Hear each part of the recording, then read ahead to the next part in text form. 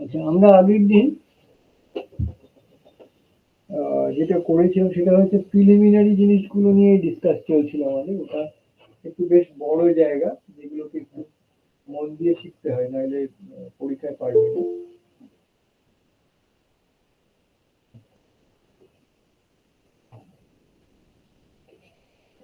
তো আজকে আমরা প্রথমে যেটা শুরু করব সেটা হচ্ছে ফার্স্ট ক্লাস।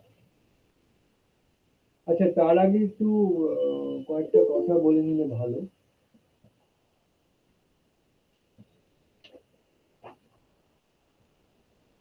তার আগে একটু কয়েকটা জিনিস একটু শিখিয়ে নিলে ভালো। আমি একটু দেখছি সেটা স্টার্ট করা যায় কিনা।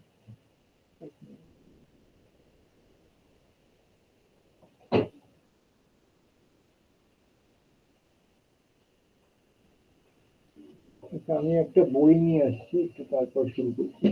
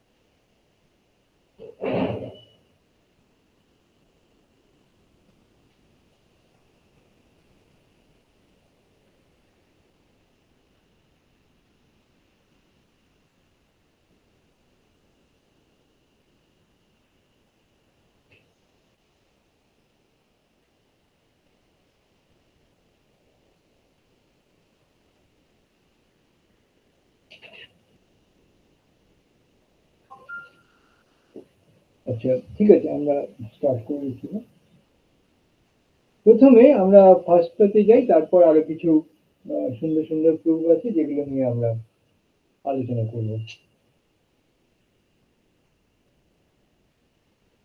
প্রথমে যেটা নিয়ে আমরা আলোচনা করছি এটাকে বলে first law of thermodynamics.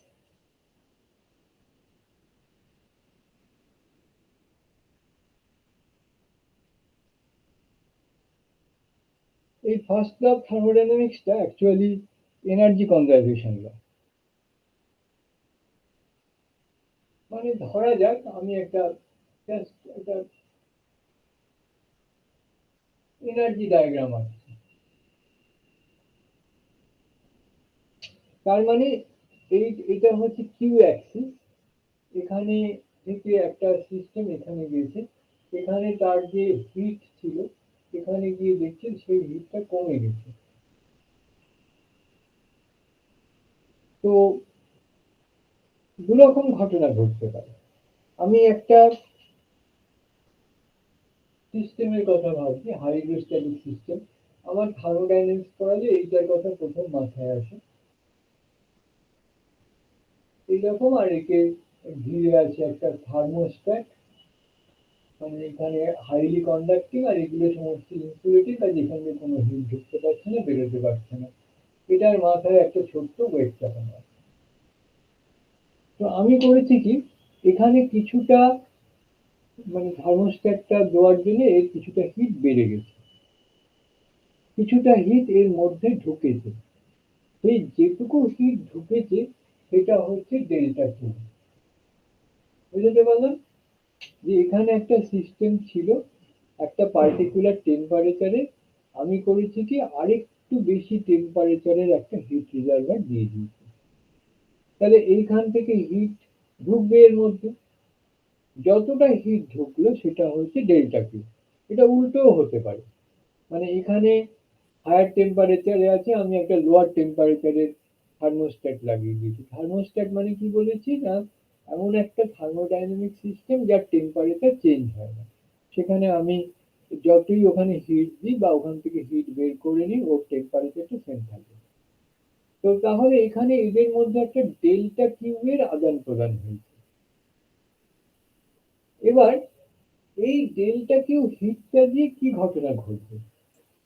Hit দিলে এই যে পিস্টনটা, এই পিস্টনটা ওপরে উঠতে পারে বা নিচে নামতে, হিট দিলে ওপরে উঠতে পারে, ওর ভলিউম বেড়ে যেতে পারে। যদি ওপরে ওঠে তাহলে এই ওয়েটটার জন্য সে কিছুটা ওয়ার্ক ডান করছে, সেই ওয়ার্ক ডানটা হচ্ছে ধরে নিয়ে এতখানি, এটা হচ্ছে ডেল্টা ডাব্লিউ। তাহলে বাকি হিটটা কি হলো? এই যে গ্যাসটা, সেই গ্যাসটা গরম করার জন্য তো একটু হিট লাগবে।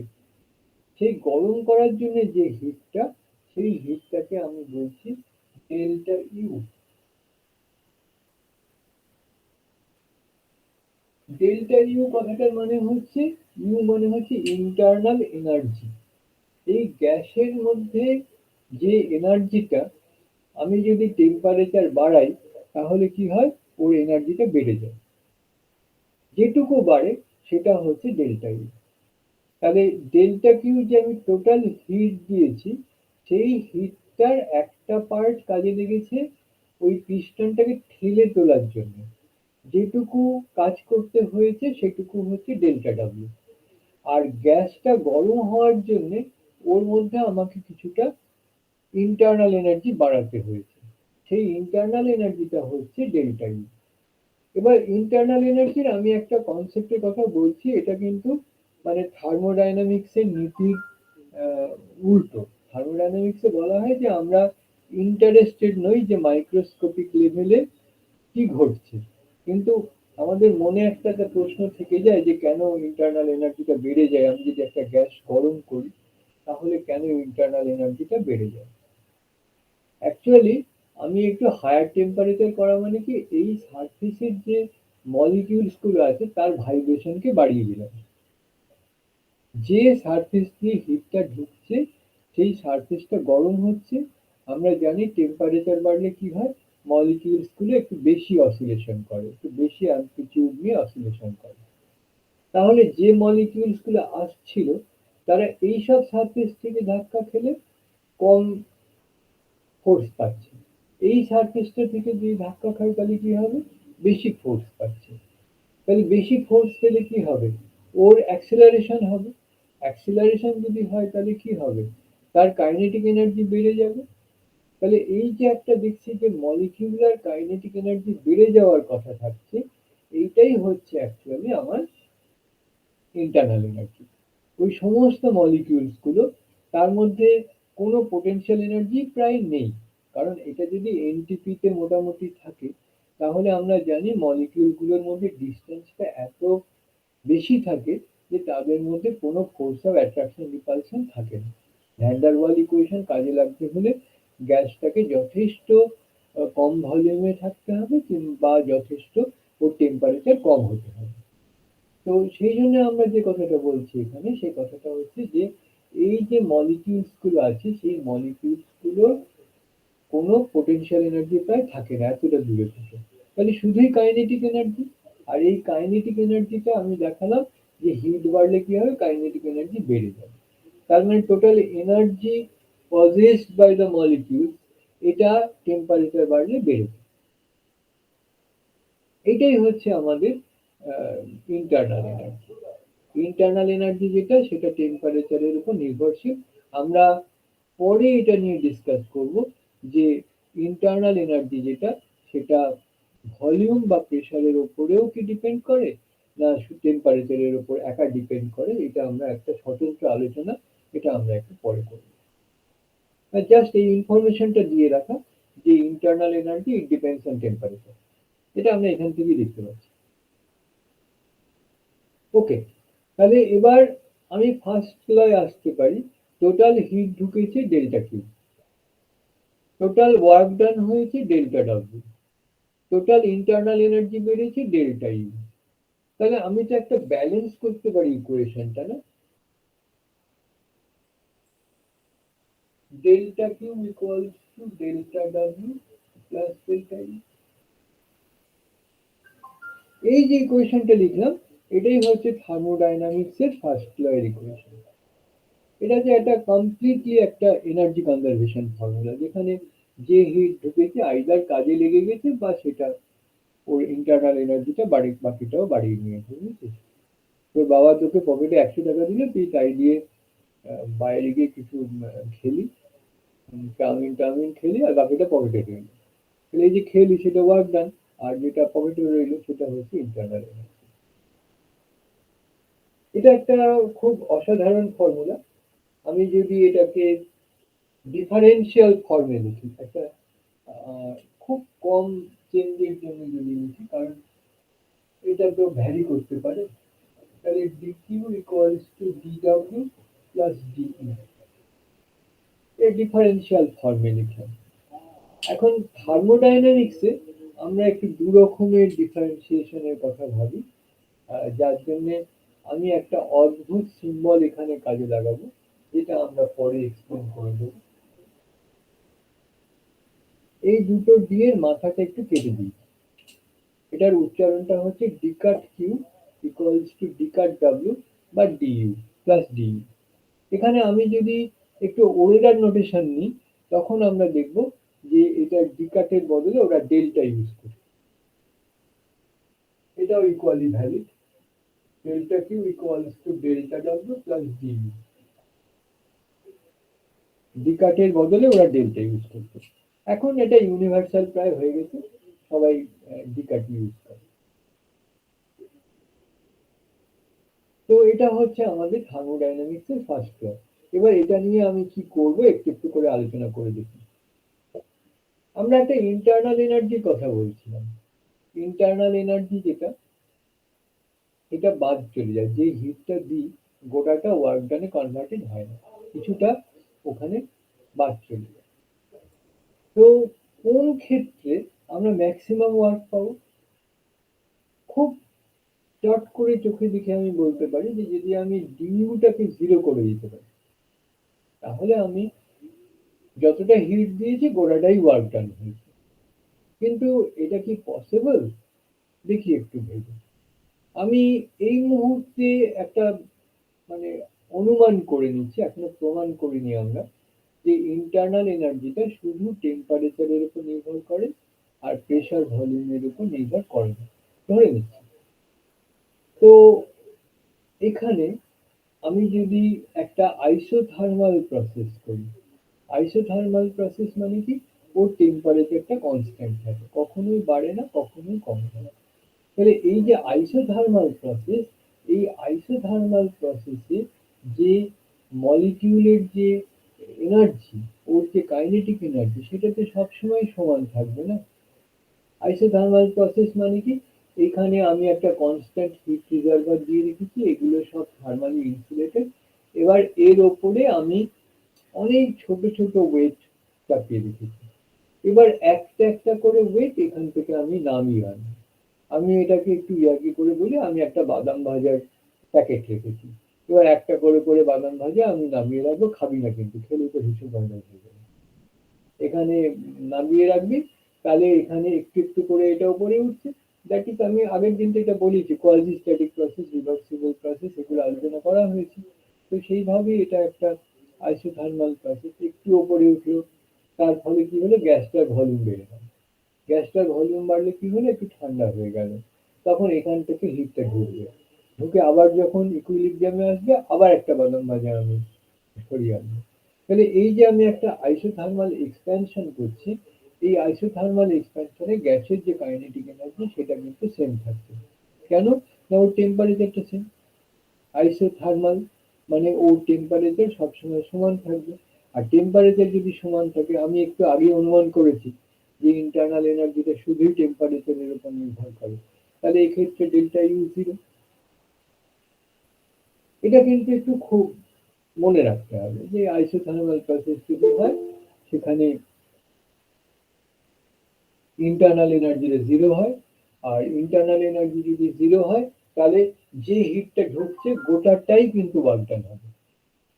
এই জন্য যদি ওয়ার্ক ডান আমাকে করাতে হয়, তাহলে সেক্ষেত্রে ইন্টারনাল এনার্জিটা কিন্তু বেস্ট অপশন। কারণ ওখানে আমি সমস্তটাই, যে হিট দেবো গোটাটাই কাজে লেগে যাবে, গোটা জিনিসটাই এখানে একটা ওয়ার্ক ডানে কনভার্টেড হয়ে যাচ্ছে, কোনোটুকুই আর ইন্টারনাল এনার্জিতে লাগছে। সেই রকম ভাবে আমি যদি অ্যাডায়াবেটিক প্রসেসের কথা ভাবি, সেটা আরো ইন্টারেস্টিং। এখানে অ্যাডায়াবেটিক প্রসেস মানে কি, গোটাটাই আমি একদম হিট ইনসুলেটেড করে দিয়েছি। তার মানে এখানে কোনো হিট ঢুকবে না, কোনো হিট বের হবে না। তার মানে ডেল্টা কিউ নিজেই জিরো। তাহলে আমরা কি একটা অসম্ভব সিচুয়েশনে পড়ে যাচ্ছি না, delta W plus delta you equals to zero. কোনো হিট দিইনি, তাহলে কি কাজ হতে পারে? তাহলে এখানে একটা অবভিয়াস সলিউশন হচ্ছে delta W equals to zero, delta U equals to zero. মানে কোনো এনার্জিরও চেঞ্জ হয়নি, আবার কোনো ওয়ার্ক ডানও হয়নি। এটা হচ্ছে আমাদের একটা খুব ট্রিভিয়াল সলিউশন। কিন্তু আরো অনেক ক্ষেত্র আছে যেখানে আমরা দেখি যে না, কোনো হিট দিইনি তাও তো কাজ হচ্ছে। দেখ, আহ, আমাদের কলেজের পেছনের যে বাগান আছে, সেখানে অনেকগুলো গাড়ি টাড়ি রাখা আছে। তো তাদের যদি ওই টায়ারের যে ভাল্বটা আমি যদি খুলে দিই, তাহলে কি হবে? তাহলে ওই টায়ারের মধ্যে যে অত্যন্ত হাই প্রেসারের যে এয়ারটা আছে, সেটা খুব দ্রুত বেরিয়ে যাবে। তার মানে ওটাই হচ্ছে অ্যাডায়াবেটিক প্রসেস। ভেতরে যে বাতাসটা ছিল হাই প্রেসারে ছিল, মানে কম ভলিউমে ছিল, এবার কি হলো, যখন বেরিয়ে গেল তখন তার ভলিউমটা বেড়ে গেছে। ভলিউম যদি বেড়ে যায়, তাহলে অবভিয়াসলি সে কিছু ওয়ার্ক ডান করেছে, পিডিভি ইন্টিগ্রেশন। তো ভলিউম বাড়িয়েছি, তার মানেই হচ্ছে ও ওয়ার্ক ডান করেছে। তো এই যে ওয়ার্ক ডান, এই ওয়ার্ক ডানটা করবে কে? কারণ কি করে? কারণ আমি তো বাইরে থেকে কোনো এনার্জি দিইনি। সেক্ষেত্রে সলিউশনটা হচ্ছে যে ডেল্টা কিউ যদি আমি জিরো করি, তাহলে সেক্ষেত্রে এখান থেকে পাওয়া যাচ্ছে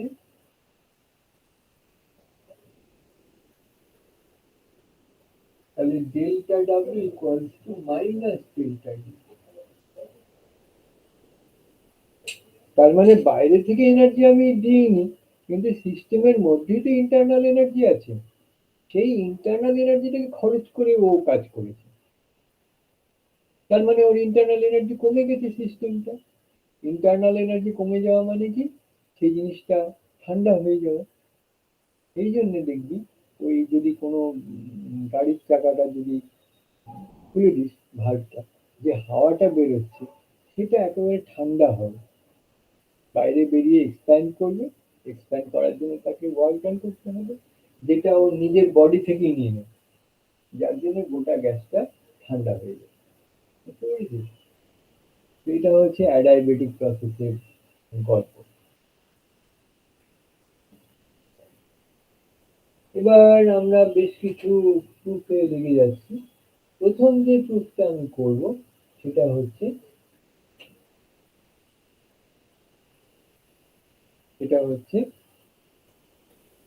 অ্যাডায়াবেটিক প্রসেসের জন্য যে এক্সপ্রেশন গুলো আছে, যেমন আমি আইসোথার্মাল প্রসেসের জন্য আমি জানি PV equals to RT T constant, তার মানে পিভি ইকুয়ালস টু কনস্ট্যান্ট, এটা হচ্ছে আমার আইসোথার্মাল প্রসেসের জন্য যে এক্সপ্রেশন। এবার আমি যেখানে যাচ্ছি সেটা হচ্ছে অ্যাডিয়াবেটিক প্রসেসের জন্য। অ্যাডিয়াবেটিক প্রসেসের জন্য আমার ইকুয়েশনটা কি সেটা আমি বের করব। তার আগে আমি একটা ছোট্ট ডেফিনিশন দিতে চাই, সেটা হচ্ছে সিভি।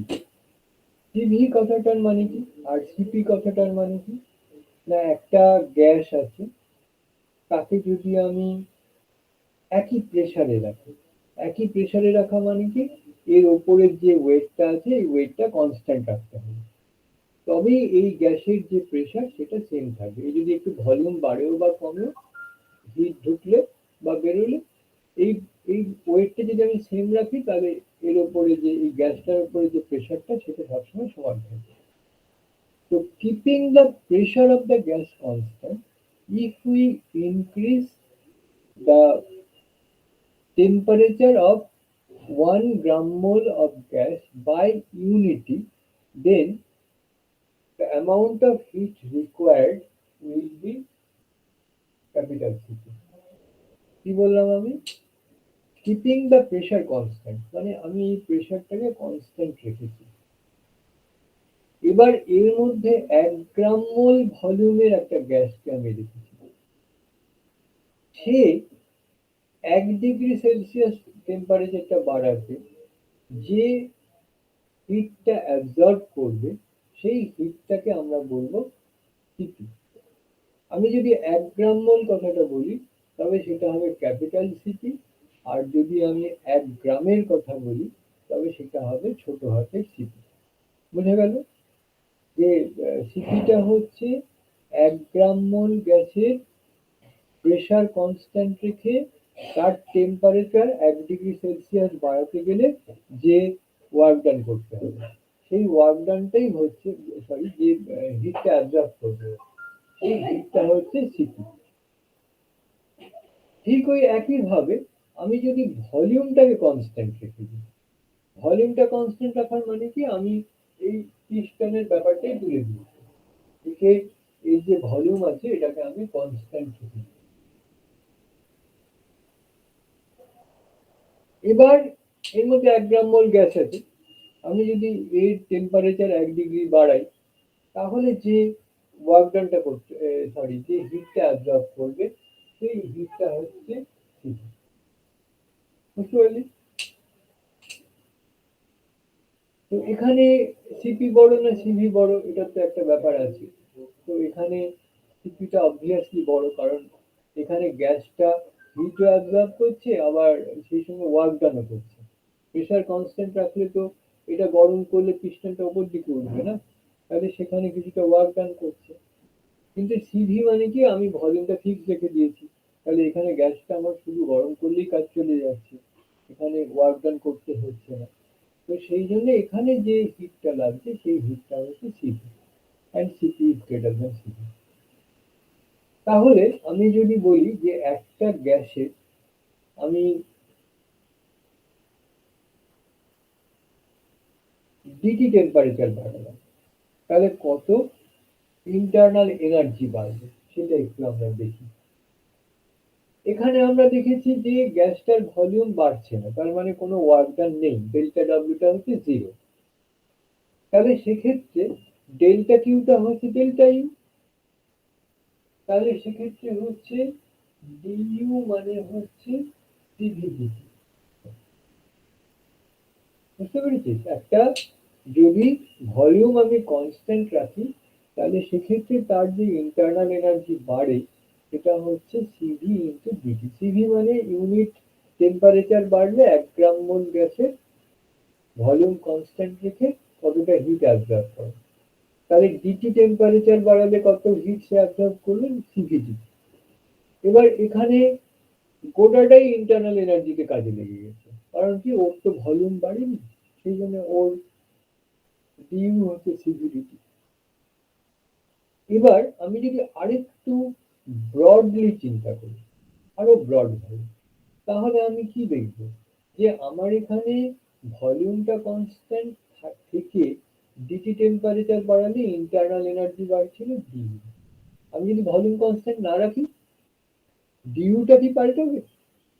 ডিউটা কিসের উপর নির্ভর করছে? গ্যাসের টেম্পারেচার। আমি আগেও একদিকে ডিটি বাড়িয়েছিলাম, এখনো ডিটি বাড়াচ্ছি। 1 গ্রাম মোল গ্যাস আগেও ছিল, এখনো 1 গ্রাম মোল গ্যাস আছে। তাহলে ডিইউ কেন পাল্টাবে? পাল্টাবে তো ডিডব্লিউটা। আগে ডিডব্লিউ লাগছিল না, এখন ডিডব্লিউ লাগছে। এই আর্গুমেন্টটা কি বোঝা যাচ্ছে? মানে থার্মোডাইনামিক্সটা হচ্ছে এক্সট্রিমলি লজিক বেস সাবজেক্ট, একদম মানে যুক্তি দিয়ে দিয়ে এগোতে হবে। আমাদের যুক্তিটা কি, যে আমি ভলিউম কনস্ট্যান্ট রাখছি, তখন কোনো ওয়ার্ক ডান করতে হয়নি। তখন আমার ডিটি টেম্পারেচার বাড়াতে যে হিটটা দিতে হয়েছে গোটাটাই তার ইন্টারনাল এনার্জি বাড়াতে কাজে লেগে। ডিইউ মানে হচ্ছে সিভিডিটি। এবার আমি যদি ভলিউম কনস্ট্যান্ট না রাখতে চাই, আমি যদি ভলিউম কনস্ট্যান্ট রাখলাম না, সেই অবস্থাতে ওর যে ইন্টারনাল এনার্জি বাড়া তার কি কোনো পাল্টাবে? কারণ গ্যাসটা আগেও 1 ডিগ্রি গরম হচ্ছিল, এখন 1 ডিগ্রি গরম হচ্ছে। আগেও তার পরিমাণ ছিল 1 গ্রাম মোল, এখনো তার পরিমাণ হচ্ছে 1 গ্রাম মোল। তাহলে ওটা সিভিডিটিই থাকবে। আমার এখানে বেশি হিট দিতে হবে, কারণ কি, এটার সঙ্গে ডেল্টা ডাব্লিউটা ওখানে থেকে গেছে। তাহলে ডেল্টা ডাব্লিউটার জন্য আমায় আরো কিছু হিট দিতে হবে। তো সেই জন্যে আমার কাছে ভলিউম কনস্ট্যান্ট থাকুক আর নাই থাকুক, ডিইউ এর জায়গায় সবসময় আমি লিখতে পারবো সিভিডিটি। সবসময় সিভিডিটিটা সবসময়। আমি যদি ডেল্টা কিউ বলি, তখন আমি মুশকিলে পড়বো, তখন আমি সিভিডিটি লিখতে পারবো না। কিন্তু যখন আমি ডিইউ বা ডেল্টা ইউ লিখবো, তখন আমি অবশ্যই ওটাকে সিভিডিটি হিসেবে লিখতে পারবো। সেটা ভলিউম কনস্ট্যান্ট থাকুক আর নাই থাকুক। ব্যাস, তাহলে এবার আমরা শুরু করছি। আমাদের প্রথম কাজ হচ্ছে অ্যাডায়াবেটিক প্রসেসে। এই থার্মোডাইনামিক্সের ফার্স্ট এর উপরে আমার বেশ কিছু অ্যাপ্লিকেশনস আছে, যে অ্যাপ্লিকেশনস গুলো আমরা করাতে যাচ্ছি। প্রথমটা হচ্ছে আমরা অ্যাডায়াবেটিক রিলেশনসটা বের করব। তো আগের মতোই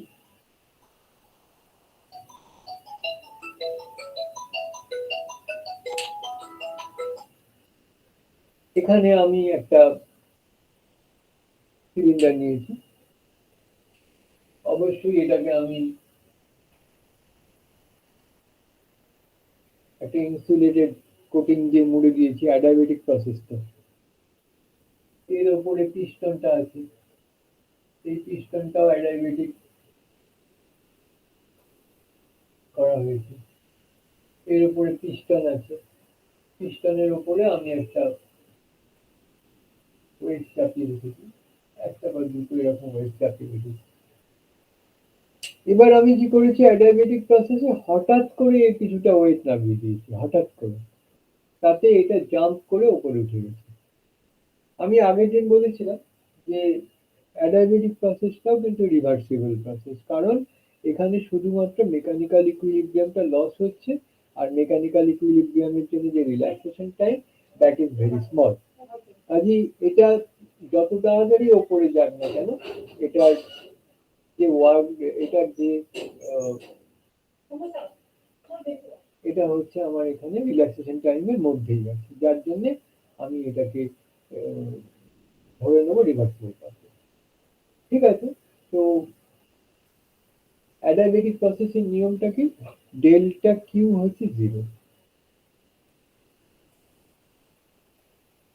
তাহলে আমি ফার্স্ট ক্লাসে 0 ইকুয়ালস টু ডিডব্লিউ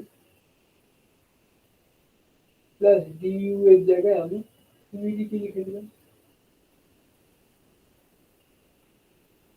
এবার ডিডব্লিউ কথাটার মানে কি, আমি যদি ডিভি ওপরে ভলিউমটা বাড়িয়ে দিই, তাহলে ডিডব্লিউ এর জায়গায় আমি পিডিভি লিখবো। তাহলে এটা পিডিভি প্লাস সিভিডিটি। এবার আমি আইডিয়াল গ্যাসের যে ইকুয়েশনটা, সেই ইকুয়েশনটা আমি নিচ্ছি।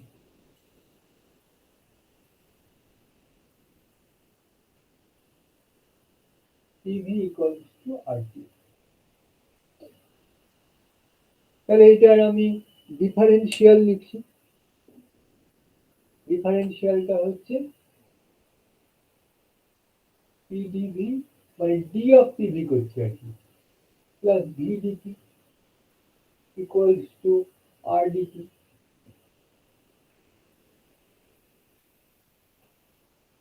এখান থেকে আমি ডিটির ভ্যালু বার করব। তাহলে ডিটি কত হবে? 1/r, এখানে PDV plus VDP.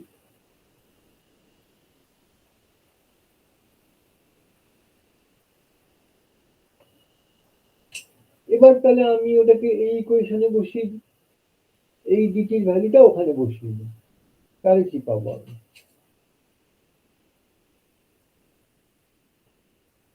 Zero equals to PDV plus CV by R, এখানে পিডিভি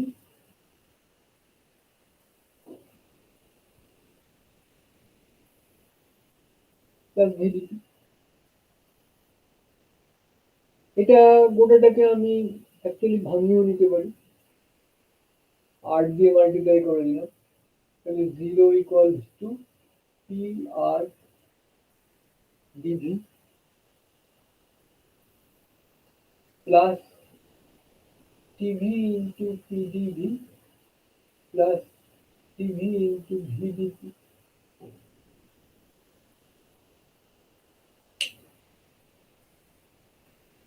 এইটাকে আমি এবার ডিপি আর ডিভিতে কমন নিয়ে নিচ্ছি,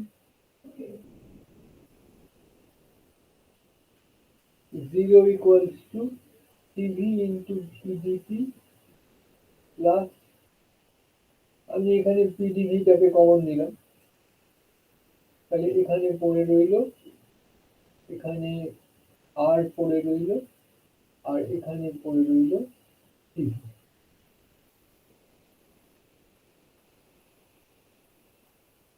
এবার CP minus CV equals to R, এটা আমরা জানি, আমরা জানি যে CP minus CV equals to R. আমি এটাকে পরে প্রুফ করব। তাহলে এখানে আর প্লাস সিভি যদি করি আমি সিপি পাবো, তার মানে this is equal two CV into VDP plus CP into PDV. এবার গোটাটাকে সিভি পিভি দিয়ে ভাগ করে দিচ্ছি, সিভি পিভি, তার মানে এটা কত হবে?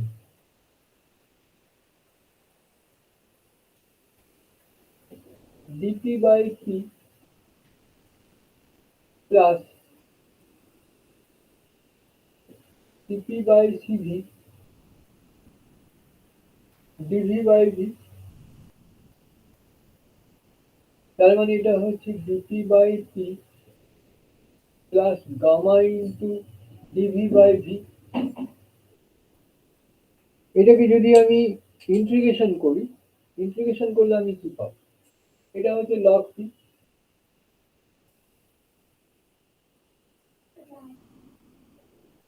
এই জায়গাটা ওই লগ সিটাকে নিয়ে এলাম প্লাস গামা লগ ভি। এটাকে যদি আমি এক লাইনে লিখি তাহলে এটা হবে log of P V to the power gamma. তাহলে দুদিক থেকে আমি যদি লগটাকে তুলে নিই তাহলে আমি কি পেয়ে যাচ্ছি? P V to the power gamma equals to C. এই হচ্ছে আমাদের ইকুয়েশনটা অ্যাডাবেটিক প্রসেসের জন্য। এবার এই একটা প্রমাণ করতে পারি, বাকিগুলো প্রমাণ অটোমেটিক্যালি হয়ে যায়। আবার আমি ডাইরেক্টলিও প্রুফ করতে পারি, তো আমি ডাইরেক্টলি প্রুফ না করে আমি এখান থেকে বাকিটা প্রুফ করে দিচ্ছি। পরীক্ষায় যদি এইটা না দিয়ে আরটির মধ্যে দেয় তাহলে এই অবধি প্রুফ করে এখান থেকে ট্রান্সফরমেশন করে নিয়ে যাওয়া যাবে। মানে বুঝতেই পারছি সেখানে আমি এই পিভি ইকুয়ালস টু আরটিটাই হচ্ছে আমার যেটা দরকার, সেটা আমি ইয়ে করবো সেটাকে আমি হিসেব করবো কোনটা কোনটা রাখবো আর কোনটা কোনটা রাখবো। আমার যদি আরটি করতে হয় তাহলে আমি আরটি বলছি সরি ভিটি করতে হয় তাহলে এখানে আমি পিটাকে এলিমিনেট করে দেবো তার বদলে পি কে আনবো। ঠিক আছে, এইটা দিয়ে কি করে আনা যায় সেটা আমি দেখিয়ে দিচ্ছি। এখানে পিভি ইকুয়ালস টু আরটি।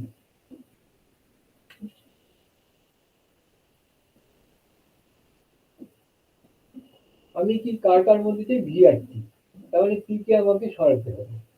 তাহলে P equals to R T by V.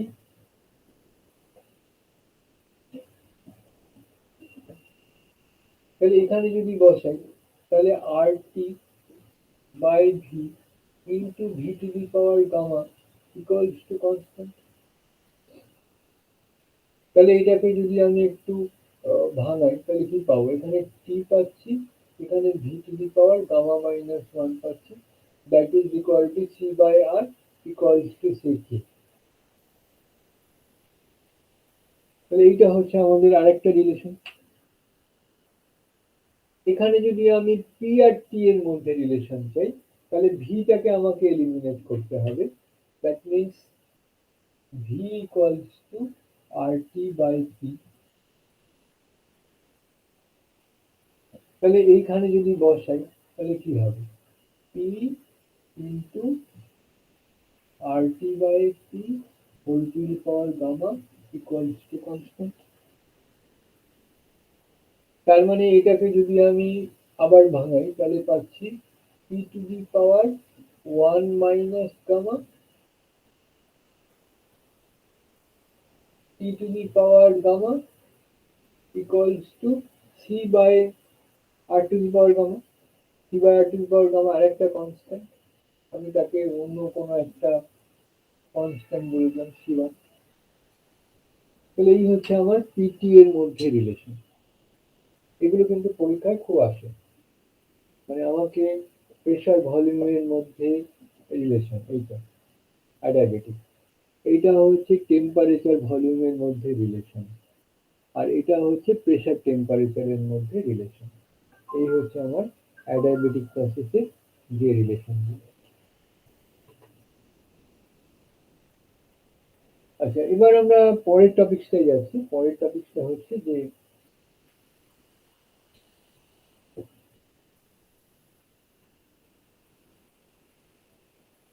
এদের ওয়ার্ক ডান, ওয়ার্ক ডান কত হবে সেটা আমাদের ক্যালকুলেট করতে হবে। আইসোথার্মাল ওয়ার্ক ডান কত, অ্যাডিয়াবেটিক ওয়ার্ক ডান কত, এই দুটো আমরা একটু মেনলি ক্যালকুলেট করছি।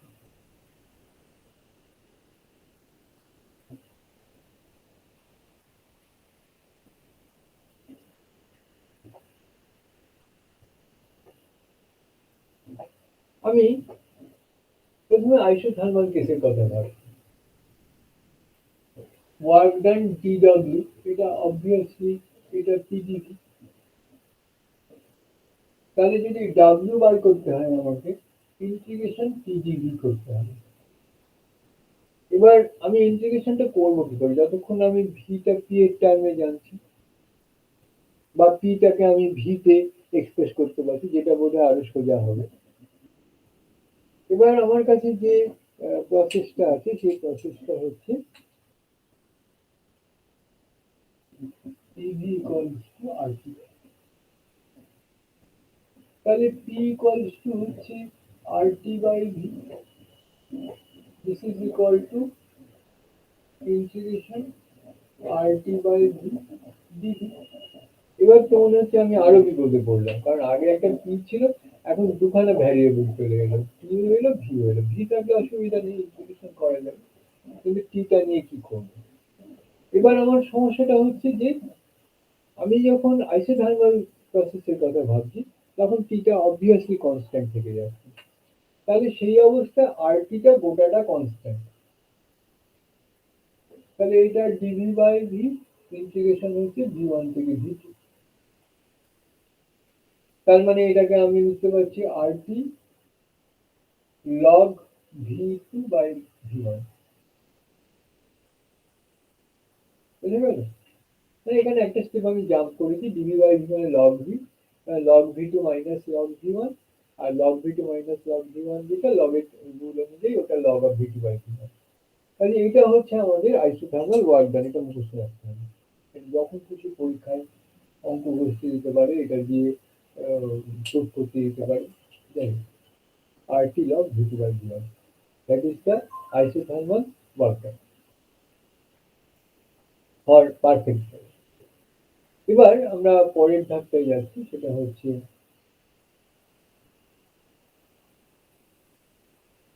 অ্যাডিয়াবেটিক প্রসেসে কত হচ্ছে সেটা একটু ক্যালকুলেট করি।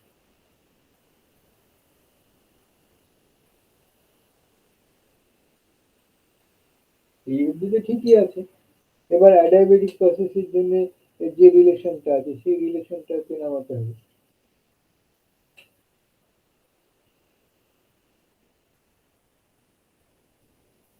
এটাকে আমি সি ধরলাম, সিটা হচ্ছে কনস্ট্যান্ট। তাহলে পি হচ্ছে P divided by V to the power gamma. এখানে এলাম, এখানে এটা সি হলো, এখানে ভি ওয়ান থেকে ভি টু হলো, এখানে হচ্ছে dV by V to the power gamma.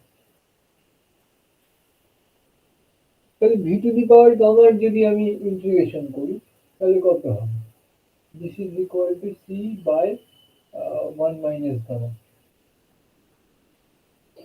আমরা তো ফর্মুলাটা কি, ফর্মুলা হচ্ছে dx by x to the power n যদি হয় তাহলে x to the power n plus one by n plus one.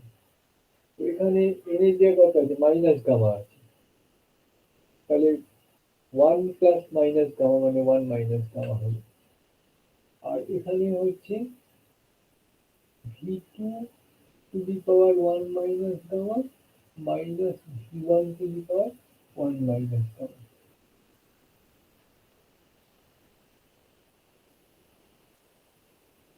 তাহলে এটা হয়ে যাচ্ছে কনস্ট্যান্ট বাই 1 মাইনাস গামা। আর এখানে আমি একটা কাজ করছি, 1 বাই v2 to the power গামাকে আমি বের করে আনলাম। তাহলে এখানে v2 মাইনাস v1 পড়ে থাকবে। বুঝতে পারছিস? আমি এইটাকে ভাঙছি v2 into v2 to the power minus gamma, মানে এইভাবে ভেঙেছি। v2 to the power 1 minus gamma মানে হচ্ছে v2 into v2 to the power minus gamma. তার মানে এটা হচ্ছে v2 by v2 to the power gamma. এবার এই গামাটাকে আমি বের করে আনছি। বের করতে তো পারবো না কারণ v2 আছে, সব আছে। তো ওটাকে আমি ভেঙেই লিখছি, v2 by v2 to the power gamma আর এটা v1 by v1 to the power। সিটাকে বরং আমি ভেতরে করবো, এখানে 1 রইলো, এখানে সি হয়েছে, এখানেও সি হয়েছে।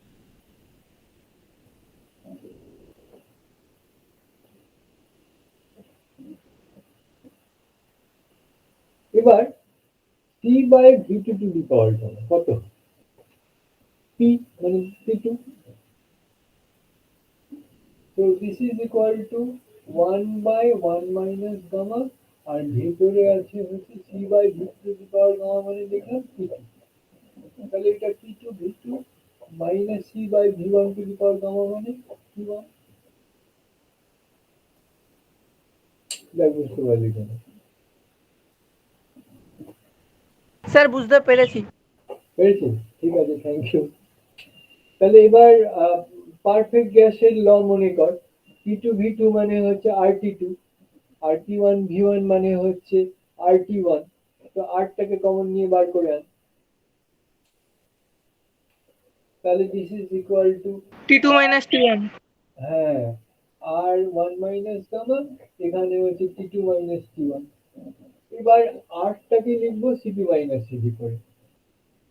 আর মানে হচ্ছে সিপি মাইনাস সিপি, আর এটা মানে হচ্ছে 1 minus CP by CP into T two minus T one. এবার এটাকে যদি আমি এদিকে নিয়ে আসি তাহলে কত হবে? তাহলে সিভি মাইনাস সিপি, এটাকে করলাম ওপরে সিপি মাইনাস সিভি করলাম, আর নিচে যেটা করছি ওটা হচ্ছে CP minus, sir minus CV into T two minus T one.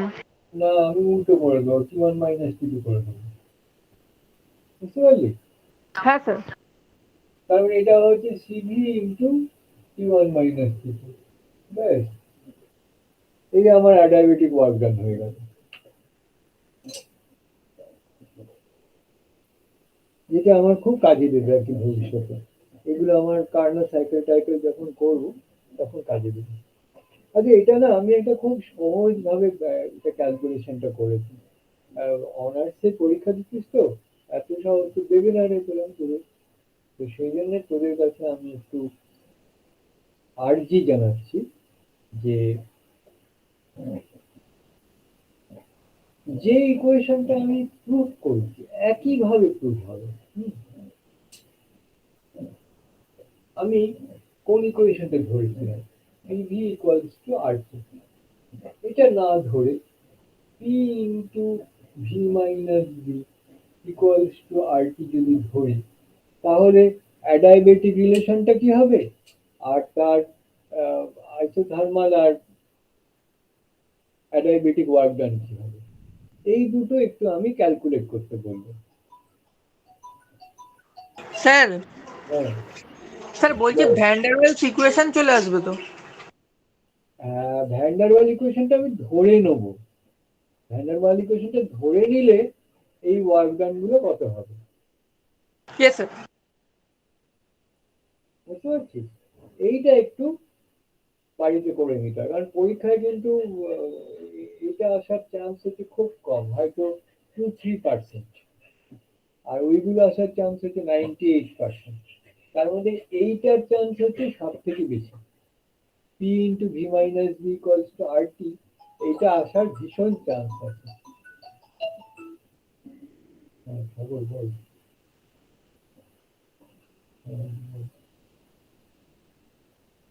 পড়াচ্ছে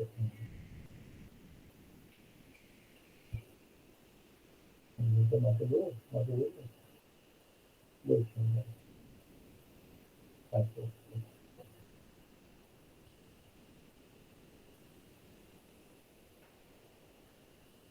তো ঠিক আছে, তাহলে এটা তোদের তাহলে ওপর একটা আমি হোম টাস্ক চাপিয়ে দিলাম, এটা হচ্ছে যে যদি আমি পিভি ইকুয়ালস টু আরটি না দিয়ে P into V minus B equals to RT ধরি, তাহলে সেখানে কত চেঞ্জ গুলো কি হবে, আর যদি আমি ওই ভ্যান্ডারওয়ালস ধরি, ভ্যান্ডারওয়ালসে জানিস P plus A by V square into V minus B equals to RT, এই ইকুয়েশনটা যদি আমি ধরি তাহলে আমার কি চেঞ্জ হচ্ছে, এগুলো একটু আমার বের করে নিতে হবে। যদি বের করতে না পারিস বলবি, আমি করে দেবো, কিন্তু আগে নিজে কর। আচ্ছা এবার আমি যেটা করব সেটা হচ্ছে যে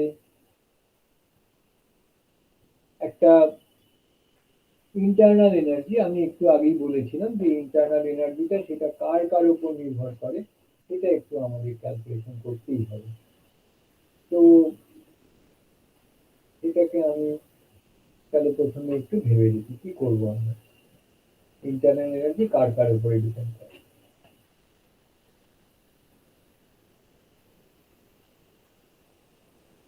প্রথমে আমরা এটা করার জন্য একটু চিন্তা ভাবনা করে নিই। আমরা একটা সিস্টেমের কথা ভাবছি, আমরা একটা ছোট্ট সিস্টেমের কথা ভাবছি।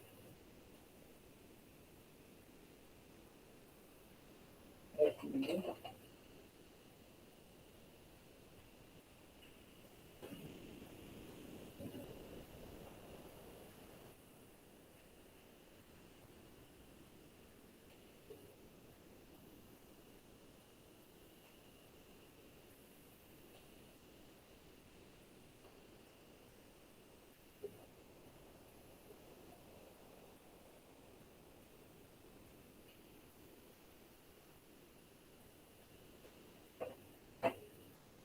ঠিক আছে, এটা স্টার্ট। আমরা এটা যেটা করছি, এই এক্সপেরিমেন্টটা হচ্ছে জুলের এক্সপেরিমেন্ট। জুল থার্মোডাইনামিক্স নিয়ে অনেক কাজ করেছিলেন, বিপদেও পড়েছিলেন, সায়েন্টিফিক কমিউনিটিতে হেনস্থাও হয়েছেন।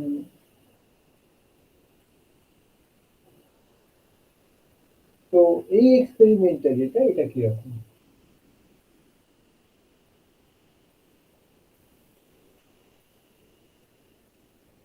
এটা যেটা আঁকলাম এটা হচ্ছে একটা ক্যালোরি মিটার, আর এটা অবশ্যই একটা ক্যালোরিমেট্রিক লিকুইড।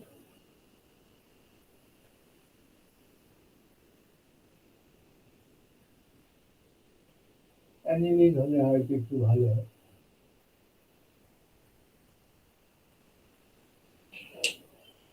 এর মধ্যে আমরা দুটো স্যার ক্যামেরাটাকে একটু ওপরে করবেন। হ্যাঁ কোনটা বলি?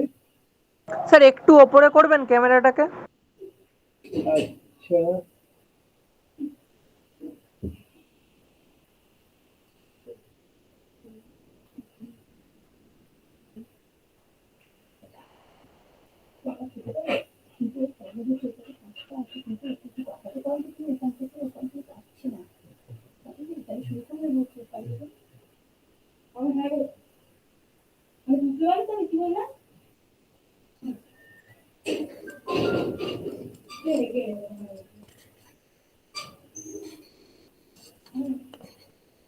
হ্যাঁ স্যার ঠিক আছে। এটা কি করে একটু অন্যদিকে সরে গেল? স্যার এবার আরেকটু উঠে গেল স্যার, আগেরটা ঠিক ছিল। আচ্ছা, আমি একটু নামিয়ে দিচ্ছি বরং, বুঝেছিস? এটা খুবই উঠে যাচ্ছে। হ্যাঁ স্যার ঠিক আছে। না, এখানে থাকবে না, আসলে ঘাটটা ঠিক মতন পড়ছে না। দেখছি আমি যেটা দিয়ে স্ট্যান্ডটা করেছিলাম, আমার এই ওয়েব ক্যামটা, দেখ এবারে ঠিক আছে তো? আমি দেখতে পাচ্ছি, তখন তুইও দেখতে পাচ্ছিস। হ্যাঁ স্যার ঠিক আছে। হ্যাঁ, এবার আমি করলাম কি, এর মধ্যে আমি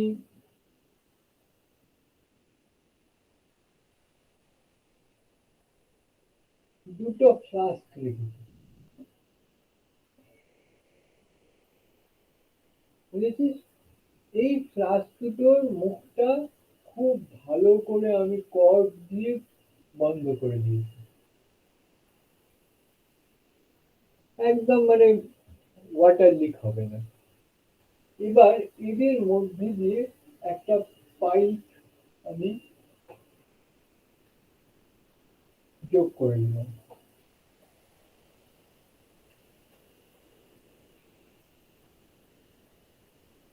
এই পাইপটার এখানে স্টপ কক আছে, এখানেও স্টপ কক আছে। এবার এই যে ফ্লাস্কটা, এটা খুব হাই প্রেসারে গ্যাস আছে, আর এটা অ্যাবসলিউটলি ভ্যাকুয়াম, কিচ্ছু নেই। এবার এটা কি করা হলো, হঠাৎ করে খুলে দিলাম, হঠাৎ করে। তখন কি হলো, এই গ্যাসটা এখানে ঢুকে যাবে এই ফ্লাস্কের মধ্যে। তাহলে সেক্ষেত্রে আমি দেখতে পাচ্ছি যেটা, সেটা হচ্ছে যে এই যে গ্যাসটা এখানে খুব দ্রুত চলে গেল এই জায়গাটা, তার জন্য কিছুটা এর প্রেশার কমে গেল, এর প্রেশার কিছুটা বেড়ে গেল। এবার আমাকে থার্মোডাইনামিক্স এর ফার্স্ট ল হিসেব করতে হবে। এটা হচ্ছে যে D cut Q that is equal to D U plus D cut W. Okay, তো কতজন এখানে ইনভলভ আছে? এখানে ইনভলভ আছে হচ্ছে এই এয়ারটা, এখানে ইনভলভ আছে হচ্ছে গোটা ক্যালোরিমিটার জল আর ফ্লাস্ক গুলো। এই দুটোকে আমরা আলাদাভাবে দেখছি। এই এয়ারটাকে আমরা সিস্টেমের ব্যাপার ভাবছি, আর বাকিগুলোকে আমরা সারাউন্ডিং ধরে নিচ্ছি। এখানে আমি একটা থার্মোমিটার, এটা আমার স্টাইলে থার্মোমিটার আঁকা, একটা থার্মোমিটার দিয়ে রেখেছি যেটা টেম্পারেচার রেকর্ড করছে।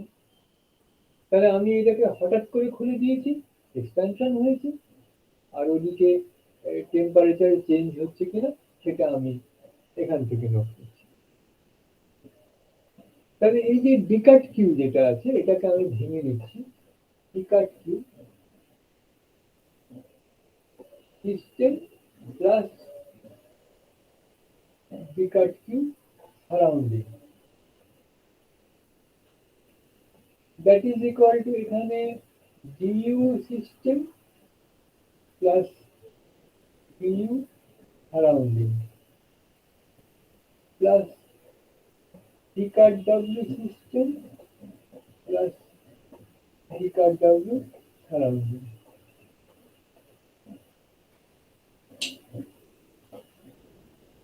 তো এবার আস্তে আস্তে আমি এক একটা করে টার্ম নিয়ে ডিসকাস করি। প্রথম টার্মটা হচ্ছে এই যে গ্যাসের এক্সপেনশন হলো কতটা ওয়ার্ক ডান করতে হয়েছে। এখানে একটা কথা খুব পরিষ্কার করেই বলে রাখি যে এখানে কিন্তু কোনো ওয়ার্ক ডান হয়নি। কেন হয়নি? একটা গ্যাস এক্সপ্যান্ড করলে কেন ওয়ার্ক করতে হয় না, ওই গ্যাসের মলিকিউল গুলো যখন ছুটে যেতে চায় তখন এই দিকের গ্যাসের মলিকিউল গুলোর সঙ্গে ওকে ধাক্কা খেতে খায়, কাজে ওখানে প্রেসারটাকে ও ওর এগেনস্টে ওয়ার্ক ডান করে ওকে ঢুকতে হবে, কাজে সেখানে কিছুটা কাজ করতে হওয়ার কথা, কাজ করার কথা। তো এইখান থেকে যে গ্যাসগুলো যাচ্ছিল ওখানে গিয়ে কিন্তু কোনো গ্যাসের মলিকিউলকে পাইনি। আমি এটা একটা উদাহরণ দিয়ে বলি, এটা হচ্ছে খুব ছোটবেলার কথা মনে কর, তোরা নার্সারিতে বা কেজিতে বা 1-এ 2-তে 3-তে 4-এ 5-এ যাচ্ছিস। তো কখন ক্লাস হতো? ভোরের বেলায় ক্লাস হতো। একদম সকালবেলা গেটের বাইরে সবাই দাঁড়িয়ে আছে, যেই গেটটা স্কুলের খুললো সবাই একদম হই হই করে একদম ছুটতে ছুটতে গিয়ে সব ক্লাসে ঢুকে পড়লো, কোথাও কিন্তু কোথাও কোনো বাধা নেই কোনো। এই যে এক্সপ্যানশন, এই এক্সপ্যানশনটাকে বলা হচ্ছে ফ্রি এক্সপ্যানশন। এই ফ্রি এক্সপ্যানশনে কিন্তু কোনো ওয়ার্ক ডান হয়নি। আবার তুই দুপুরের সেকশনটা ধর, বড় হয়ে যখন যাচ্ছি তখন গেট খুললো, তখন কি ওই রকম ভাবে ছুটতে পারবি?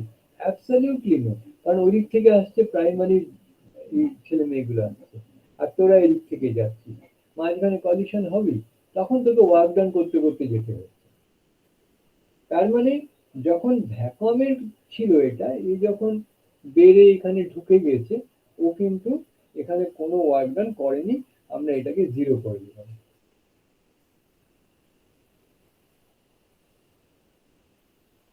তাহলে সিস্টেম কোনো কাজই করে, এটাকে বলে এক্সপ্যানশন এগেন্স্ট ভ্যাকুয়াম। এটা কিন্তু প্রচুর ঠকানো প্রশ্ন আসে, যে সারা জীবন ধরে এটা আসবে জ্যাম যে সব জায়গায়, যে একটা গ্যাস ট্যাস সব বলে দিল, বললো ওটা একদম ভ্যাকুয়ামে এক্সপ্যান্ড করলে কত কাজ করতে হবে, অ্যাকচুয়ালি জিরো।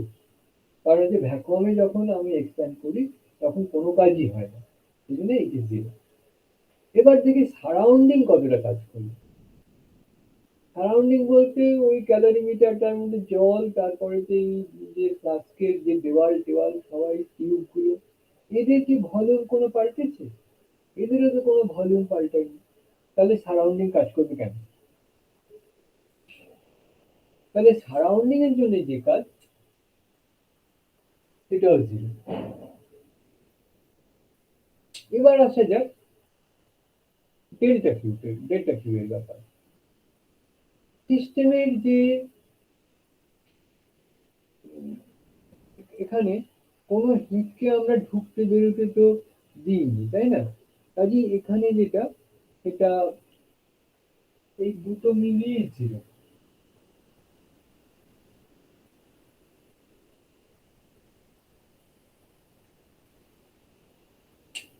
তাহলে এবার আমার কাছে পড়ে রইল নন জিরো এই দুটো, delta U system, delta U surrounding. আমরা জানি গ্যাসটা যদি গরম না হয় তাহলে ওর কোনো ইন্টারনাল এনার্জি চেঞ্জ হয় না। তো এইখানে বা আমি বলছিলাম প্রেসার ভলিউমেও হতে পারে, দেখা যাক। এইখানে এই যে সিস্টেমটা আছে তার ওপর যে প্রেসারটা সেটা সবসময় সমান ছিল, অ্যাটমসফেরিক প্রেশার যে ক্যালোরিমেট্রিক লিকুইডের উপরে। এর যে ভলিউম সেটাও পাল্টায়নি, এর যে টেম্পারেচার সেটাও কিন্তু পাল্টায়নি। এই যে থার্মোমিটারটা দিয়ে আমরা লক্ষ্য করেছি, এই থার্মোমিটার দেখেছি যে there is no change in temperature. কাজেই ক্যালোরিমেট্রিক লিকুইড বা পাইপ বা ফ্লাস্কটা এদের না বেড়েছে প্রেশার, না বেড়েছে ভলিউম, না বেড়েছে টেম্পারেচার, তাহলে এদের ইন্টারনাল এনার্জি কেন বাড়বে? কাজে এটাও জিরো। কাজে একমাত্র পড়ে রইল এই জিনিসটা টিইউ, আর এই ডিউটা হচ্ছে সিস্টেমের ডিউ, এবং এটা ইকুয়ালস টু জিরো। সবাই জিরো যদি হয় তাহলে এটা যে জিরো হবে। এবার এটাকে আমি একটু ধরে নিচ্ছি যে ইউটা হচ্ছে টেম্পারেচার ছাড়াও, টেম্পারেচারকে ছেড়েই দিলাম, প্রেশার ভলিউমের উপরেও ও নির্ভর করে। তাহলে প্রথমে আমরা ধরে নিই যে ইউটা হচ্ছে function of volume and temperature. আমি প্রেশারের কথা পরে আসবো। তাহলে ডিইউ কে আমি কিভাবে লিখতে পারি? Del U del T pressure dT plus del U del T constant. Sir একটা জিনিস জিজ্ঞেস করবো, হ্যাঁ বল। ইন্টারনাল এনার্জিটা জিরো কি করে এলো? সারাউন্ডিং এর যে ইন্টারনাল এনার্জি, আমার এখানে ইন্টারনাল এনার্জি কার কার উপরে ডিপেন্ড করতে পারে? একটা হচ্ছে প্রেশার, একটা হচ্ছে ভলিউম, একটা হচ্ছে টেম্পারেচার। Yes sir. ওই যে ক্যালোরিমেট্রিক লিকুইড তার উপরে প্রেশারটা তো সবসময় অ্যাটমসফেরিক প্রেশার আছে না? হ্যাঁ স্যার। ওটা চেঞ্জ করেনি। ওটার যে ভলিউম সেটাও বাড়েনি। না না, বাড়বে না। থার্মোমিটার দিয়ে মেপেছি, ওর কোনো আমি তার মানে টেম্পারেচার, স্যার ফোর্সটা কনস্ট্যান্ট রয়েছে। ফোর্স তো কনস্ট্যান্ট আছে, অ্যাটমসফেরিক প্রেশারের জন্য ফোর্সটা। ঠিক আছে স্যার। বুঝতে পারছিস? তাহলে শুধুমাত্র সিস্টেমটার গন্ডগোল হতে পারে, সেটাই আমরা একটু এখানে দেখছিলাম। এবার আমরা দেখেছি যে টেম্পারেচার কিছু পাল্টায়নি, তার মানে ডিটিটা জিরো। তাহলে এই গোটা টার্মটাই জিরো। তাহলে কি পড়ে রইল এইটা? তাহলে এখান থেকে আমি তো ইম্পর্টেন্ট একটা রিলেশন পাচ্ছি, del U del P at constant temperature equals to zero. কাজে যদি ইন্টারনাল এনার্জির কথা ভাবি, সে প্রেশারের উপর ডিপেন্ড করে না, আমি প্রুভ করে দিলাম। যদি আমি ধরে নিই যে ইউটা হচ্ছে function of volume and temperature, তাহলে del U del T dT volume constant, del U del V temperature constant dV. এবার আগের মতই এটা জিরো হবে কারণ ডিটি জিরো। তাহলে del U del V constant, temperature zero হবে। তাহলে এখান থেকে আমরা প্রুফ করে দিলাম যে ইন্টারনাল এনার্জি সেটা না নির্ভর করে প্রেশারের উপর, না নির্ভর করে ভলিউমের উপর।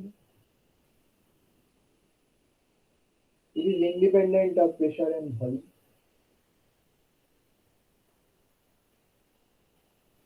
ঠিক আছে, তাহলে আজকে এই পর্যন্ত থাক, আমরা পরের দিন আবার ধরে ফেলবো। আমরা একটু ঘন ঘন ক্লাস নেবো এখন, সপ্তাহে বেশ কয়েকটা করে ক্লাস নেবো, কিন্তু একটু অড টাইম হবে আর কি। এই টাইম গুলোতে একটু করতে হবে, কারণ বুঝতেই পারছিস আমরা 3 দিন করে কলেজ যাচ্ছি, তারপরেতে আবার বাকি 3 দিনের ক্লাস নিলে তো আর সবাইকে নেওয়াই যাবে না, এরপর আবার পাইথন আছে। কাজেই আমাকে একটু ওই 3 দিনেও ক্লাস নিতে হবে, আবার অন্য সময়ও ক্লাস নিতে হবে। যদি ওই 3 দিনের কথা ভাবি তাহলে মোটামুটি 9:30 থেকে 10:15 অব্দি ক্লাস নেবো আমি। তারপরে যে কলেজে আসছি 10:15 খেতে খেতে ক্লাসটা করবি, আর 10:30 বেরিয়ে যাই, 12টার মধ্যে চলে আসবি। তোদের তো কথাবার্তা বলতে হচ্ছে না, তাহলে খেতে খেতেই তো ক্লাসটা করতে পারি। ঠিক আছে?